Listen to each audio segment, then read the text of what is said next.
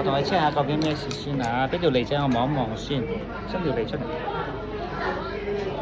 嗱，佢呢個脷咧都係有啲內熱，積咗啲火喺入邊喎，有啲內熱，同埋咧佢食嘢有啲消化不良，所以見到條脷會咁嘅形狀，正常係唔係咁㗎？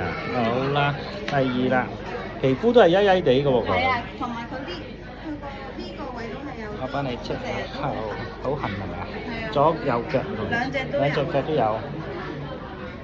係喎，呢個係濕氣咧，係一般會落腳嗰度嘅。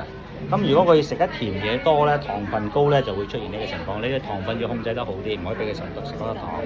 好，第三咧，我睇下佢係咪有啲唔舒服先。佢 BB 呢個 BB 咧，佢一唔舒服咧，佢最大嘅反應就係扭計。所以咧，你一聽到佢扭計，平時冇嘅咧，咁你就知道啦，佢係病咗。少少感冒未清咁樣嘅，點解睇下先？係咯，點解會咁嘅？佢有啲，佢都係有啲咳。係喎，未得喎，係病病地喎，要休息瞓覺喎，知唔知道？好啦，我睇下個喉嚨仔係咪有啲喉嚨唔舒服先。我要嗰啲藥電筒仔。係啦，好，擘大口啊！係啦，好乖喎，擘大口啊！你講啊咯，你講啊！得，因為咧捅支嘢落去，佢哋唔中意嘅。係啦，我哋一般咧就就住佢哋，因為驚㗎嘛，你隻捅落去，所以我哋習慣咗就俾佢。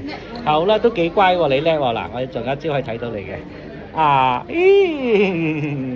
啦，睇到啦，好啦，好乖，好少少感冒未清晒，咁所以咧佢人咧仲係唔係好爽嘅。好啦，飲水飲翻多啲喎嚇。